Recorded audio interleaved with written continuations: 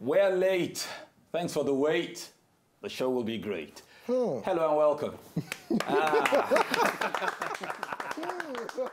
Time is coming up. It's coming up. You are coming up. Where did you read that from? Are you sure you don't keep it? Put something in front of you. Hello, guys. Welcome to SPORTON this week. We are Femi and the gang, and we are. Well, I don't know, what you think of us. We think we're a bunch of, happy, fun, loving, life-loving guys. And we're here again to talk sports. So let's say a fine welcome to you all. I appreciate you joining us yet again. Here we go. Let's say a fine welcome to the rest of the cast. And we have two debutantes, as some people will say. And again, we have a veteran on the show. This guy has been on the show more times than anyone on this set. So let's start with him. Let's say welcome to Okon. That's cool. Yeah. Why are you guys making me feel really old? Looks like you are old. Let's do the message chant for you. Oh, good. Oh, good. Oh, well, good. it's a pleasure being around Femi and, of course, DG and Olisa. Well, it's like J.J. Okocha being in the team, and then we have Mikel Obi when he was coming through the ranks. That's how these guys look. That's how these guys look to me at this particular moment. So let's say welcome to our recruits. Let's start with Deji Faremi. It's amazing. Am I a debutant on this show? Yes. Have you seen the montage? Have you seen the SPORTON montage? Officially. Have you seen the SPORTON montage? That was your trials. That was your trials. So you passed the trials. Now you're officially debut. Yeah, it's good to be here. It's good to be here. So this is your unveiling. What jersey number are you taking, by the way? 73. So yes, something of that sort. Okay. One awkward number like that. All right, and then one other debutant. Good morning, Olisa. How are you doing? Great. How do you respond in? Just returned from Holland. Really. This guy went to League How do you respond if somebody this says? This guy went to League Suites. Went to League Suites. Good morning. Good morning. Yeah. Okay. Thank you, well, Asheblift. Thank you very much. Well, good to be on the show. Okay, go League Suites for Netherlands. Finally, spot on. I'm here, finally. Welcome back. All right, guys. Normally, we like to quickly look at the papers and see what they are saying. We have a vast array of some. And let's see. Guys, who's picking what? I think I'll start first. Well, it's all about Pogba. Big news. What paper is that? This is Complete Sports. Okay. Pogba features again on the back pages. Pogba wants to join Real Madrid. I think this is big. This is big news. Pogba wants to join Real Madrid. It's been lingering. It's been lingering for quite some time now. Unfortunately, we didn't get to see him play in the Champions League against Real Madrid, but this is a story I think we should keep an eye on. We should really follow this story. But who doesn't want to play for Real Madrid? Who doesn't? Messi. All right, what you got? Oh, Taribo West. You remember Taribo West? No. Who is Taribo West? We've forgotten him. Former Nigerian international. Okay. Did he play basketball? No, he didn't. Played football. Had to this thing. It was going bald. Now did. Even the kids who were born a few years ago, they still have a residual memory of He wants to become a comedian now. Just by that's what happened to the Lord's Calling. I thought the back page of the Saturday Punch should be for sports, but it's for comedy this time around. Taribo West is talking about Kelechi Iheanacho being a Messi. That's not comedy.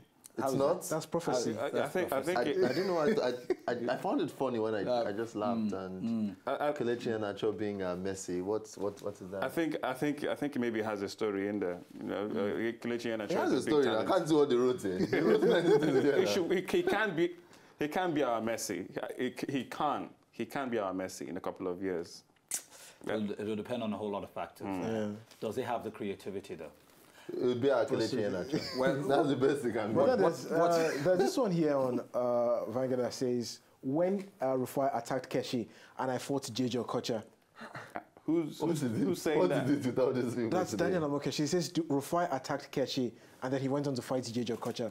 Wow. I know that Manny Pacquiao as well as Floyd Mayweather fought a few days ago, but I don't know when footballers are fighting. I think and that's the Vanguard, right? Yeah, of course it is. Going back in time. By the way, he's no longer assistant manager to Stephen Keshi. That's Amokeshi. So he's probably reliving what happened. So, all right. Basically, I have something here from Sporting Life, And Mourinho is saying, I'll miss my dear enemy Gerrard. Up and coming. Arsenal are lining up Benzema deals, says the paper. Your friend, Gundogan, he agrees Man United deal. So still speculation. Still speculation. Well, Nasri to miss the rest of the season, the remaining 2 minutes of the season. And something of that. Yeah. While Sturridge is ruled out until September, which is also that's until the end of the season, of course. That's until next season. Oh yeah, that's until next season. Like September. Yeah. PSG holds talks with Di Maria's agent. There's been plenty of speculation. Oh yeah, let's not forget they signed Di Maria. In the last summer transfer window, they in fact signed Di Maria already. But then due to the financial fair play rules, they couldn't go ahead with all the formalities. The deal broke down, and Di Maria eventually went to Manchester United. Now the paper says Juventus rejects Barca's 80 million euros for Pogba. You want to see that in the paper. While on the home front, NFF approves Keshi's program. Yeah. Femi, just before we go on and leave the papers, I thought someone said he had pictures of something. Oh yeah. Of who? Okon, right? You're talking parables now. Someone said I took the pictures. Yes. Right? I have the pictures. You just didn't see them. The pictures were there all the while. You weren't concentrating. Keep your eyes open more often. I don't know. By the way, for Maybe. the latest and the juiciest sports stories, log on to sporton.ng. And for those of our fans who haven't had SportOn in their vicinity in recent times, that's because we're repackaging, we're rebranding the paper. It's getting bigger and better. The aim is to make it the very top paper. But you can go online, sporton.ng. That's www.sporton.ng. There are a number of amazing stories. It's said to W's. Yes. It's said to W's. www.sporton.ng. Well, it talks about Pele's surgery for prostate. I don't know if the guy's about leaving. At Chelsea, the best team in the EPL. There's a special report on that. Wanted Lionel Messi for Man City. You want to read that. Brendan Rodgers, of course, is the one saying that Chelsea are the best EPL team. Amir Khan says, I won't be fighting Mayweather until I beat Algieri. We'll talk about that and other boxing stories later, especially the big one. Let's say welcome again to the show. We'll take a quick break, and when we come back, we'll launch ourselves big time into this. Sport On with Femi and the gang. Stick around.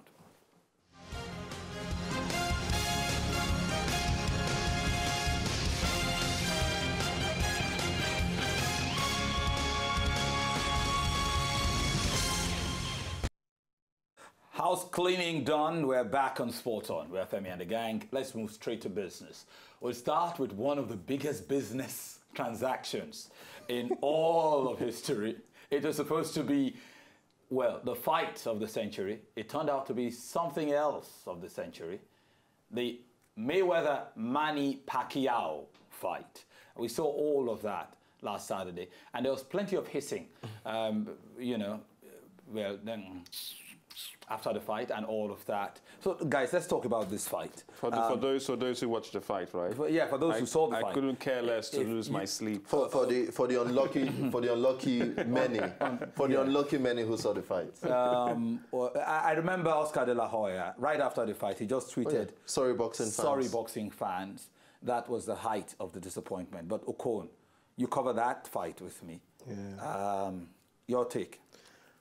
I thought it was disappointing because we expected a lot from these two guys. What did you expect? Blood? Not blood really, but I expected blood? Two super athletes, two superstars to get into the ring and have a good go at each other. But it was more like one individual trying to put out a good show for those who paid thousands and millions to witness that fight. And then there was another who was just running around and then doing the business. I thought it was pretty disappointing, if you ask me. It was expected to be disappointing. There was so much hype around the fight. That's why this is not the heavyweight. If there was so much fight around the fight, then you expect the fight to be a cool fight, when did the welterweights exciting. have this much hype in boxing? This is not the heavyweight category. The days of, well, Marvin Hagler and... So much money, so much hype into the fight. What were you I get, expecting? but now you look at the heavyweight scene now. Really, the Klitschko brothers are the ones dominating, and there is no other boxer around. So I think that's why the hype has gone off from that area or that direction, and it's come over to the lesser weights. Well, the Sugar Ray Leonards, the Marvin Haglers, the what's the name? Tom. What's his name again? And I think now with Tom Hardy. Yes. Is it Tom Hardy? Sure.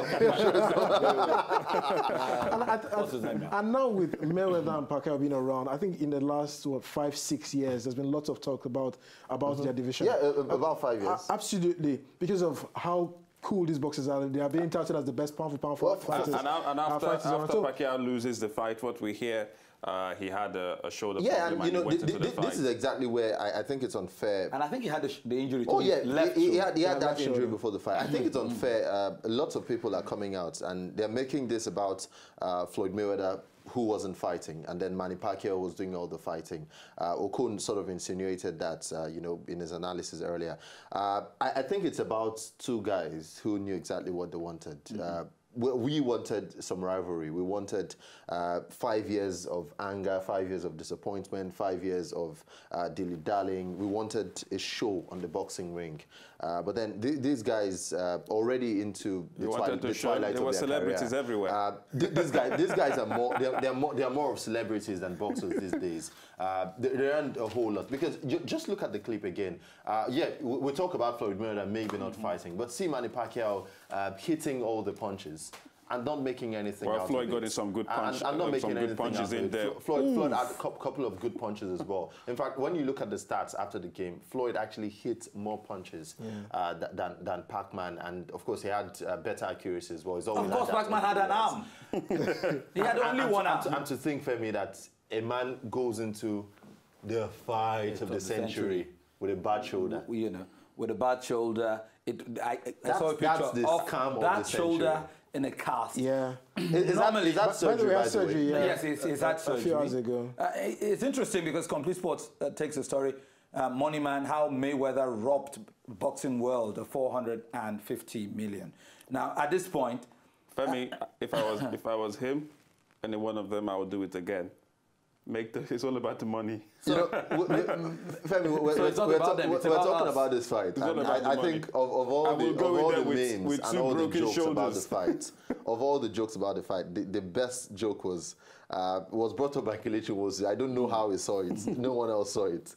It said in the 11th round, when they're about going on, starting the 11th round, Manny Pacquiao and Mayweather, guys who should actually have a certain level of rivalry, they went and they did. Now, did you see the hugging after the fight? I've never seen two boxers hug that much. You know, even lovers don't hug that much. It was just congratulations. We are rich. We were rich, but now... they looked at each other's faces and like, no bruise, no bruise. I saw Floyd Mayweather. Floyd Mayweather was touching his face. He just went on touching his face and like, okay, no cuts, no bruise. No, that's cool. Have a big bash. So do we agree those two guys knew they were going to scam us and they decided to scam us nonetheless? They knew it wasn't. That fight was supposed to be postponed. There was no bad blood. The Pac-Man. I think that was the big thing. No bad blood. I agree with Dave. You should go onto the ring with the hype. You know, the hype. Could Pacquiao's injury have been the turning point? That's what I was going to say. The moment... Femi, because he said in the first... Do you think Mayweather didn't know that Pacquiao has an injury? He didn't know. Are you sure he didn't know? He didn't know. Well, they discussed it. Guy, I have an injury. What do we do? We know Mayweather is defensive. Do you have an injury? Yes or no? We know Mayweather is defensive. We know Pacquiao is more offensive individual. Before the fight. And from the word go, Mayweather wasn't defensive. In the opening 3 minutes. Mayweather was on the offensive. No, he wasn't. Well, it was quite offensive. He didn't use the rolling shoulder. No. He doesn't use it too much when he fights southpaws, yes. But on this occasion, for Pacquiao, the most dreaded foe of Mayweather, he actually came out, and there was no rolling shoulder. And you almost felt... He's not going to knock me out. This guy already knew. But you look at the first few rounds, the Pac-Man was more impressive. The Pac-Man was the one who was initiating the punches. He was the one that was, going after. And they were blocking everything. He was the one going after. 1.5 hours. He said from the fourth round. For the fourth round, he noticed the shoulder had actually given up on him. So I think at that level, he probably was just content with doing the basic. Wait to see what will happen. Now here's an interesting thing. 2 tweets from Floyd Mayweather. First, he tweeted that I would fight Manny Pacquiao in a year after his surgery. I'll fight him in a year. And then he tweeted later that no rematch. There will be no rematch because Pacquiao is making excuses. He's the lower who's making excuses, so no fight. That's, They've made the money. Why would they want to? It's a risk. I just have you a make question. more money. They've made the money. They won't make any more money. No one's going to believe them. Where is the part where they flog both of them? And where's the part where they force us back? Do you think if there's a rematch, they'll have up to 10 fans in the... No, they won't be. Nobody's going to promote that. Nobody's going to promote that. It will have to be free. I think it's very clear. No one was happy with it. Yeah. No one. Absolutely no one. All right, let's leave this because it's annoying, but we'll just leave it be, and we'll wait for the next person who will try to scam us again. Let's talk football. Last weekend, Chelsea became champions. It was hard-earned, it was hard-fought, but they got the victory. At some point, I thought maybe that victory was well deserved. Mm-hmm. Well-deserved victory. They've knew what they needed since to like do. August, the top of the Premier League table, week after week after week after week. It's just a typical Jose Mourinho style. Very effective, very efficient. Won a victory for Crystal Palace. Eden Hazard, we know, PFA Player of the Year, scored that goal. Well, he missed the penalty, but didn't miss the rebound. And that is typical Chelsea for you. Very effective. And I'm really happy for Jose Mourinho because this is a man who came in at some point last season on his second return to Chelsea. Didn't really have the resources to execute the season. He knew he needed strikers and midfielders. He got the likes of Fabregas and Diego Costa, and he's done the job. Well, Brendan Rodgers came out to say Chelsea are the best team in the Premiership, the English Premiership. Do you believe? Clearly. I mean, there's no doubt about that. But that couldn't be said of Chelsea 2-3 seasons ago. Of course not. Yes, certainly not. Certainly not. It was because of the Champions League. In the last 2-3 seasons, we've had very strong Manchester United side. Of course, we had the great Sir Alex Ferguson right there at the helms of affair. We also had, of course, a good Manchester City side. Yeah, Toure was younger. David Silva was just coming through. Sergio Aguero was new. Didn't have as many injuries as you'd usually have these days. We had Edin Dzeko. Was a very bright City side as well. So, Chelsea certainly weren't clear favourites for that tag of best team in the league. But this time around, no doubt about that. They have the best manager in the league, Jose Mourinho. It's probably one of the best in the world, if not the best, some would argue not. But they have a strong team. It's a well-drilled side.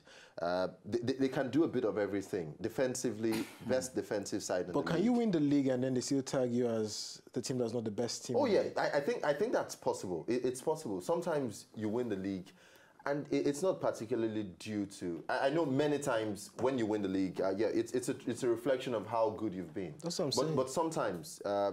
maybe it's not so much to how. But can you remind me of when last we had a league and then the team that won were not the best team in the league? I don't think last season City were champions. I don't think they were outright. I don't think they were unarguably the best team in the league. Manchester United a couple of seasons back.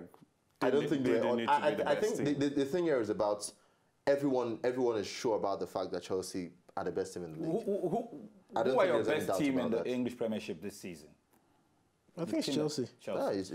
It's quite clear. But then, some other seasons, you're like, great to see some these guys could have celebrations for Chelsea in the dressing room. Ramirez is dancing as well too. Yeah. Matic, these guys are really alive.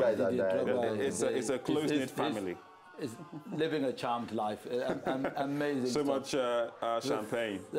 Best in Papa. And that's the boss himself, Jose Mourinho. He deserves it. He totally deserves it. Well, he's been very magnanimous in his comments lately, praising Steven Gerrard, saying Steven Gerrard made him better, called him his, is. Are you sure it's not a calculator ploy to sign Steven Gerrard on loan from the MLS? Well, Steven Gerrard is going to America. Do a Lampard or do something. Yeah, he's going to the MLS, but usually the MLS is on break until sometime in April. He wants to do it. I think that could be on the cards. No, but Femi, sorry to cut you. He didn't deny it in his press conference yesterday. He admitted he wanted to sign Steven Gerrard while he was at Chelsea the first time, and then while he was at Inter Milan, at Real Madrid as well. So I think. Is there a place for Steven Gerrard in the Chelsea lineup?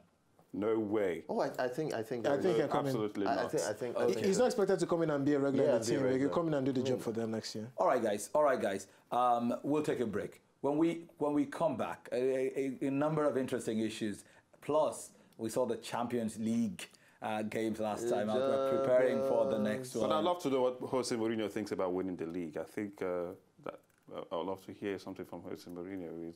Yeah. Well, he's counting his words, in recent times. He's trying to be a little more mature. But we'll take that break. When we come back, there will be plenty to talk about. This is Sport On.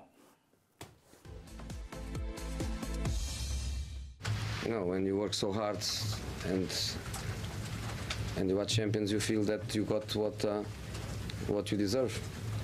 So that's that good feeling. For me, maybe special feeling because I'm not the smartest guy to choose countries and clubs. I could choose another club in another country where to be champion is easier.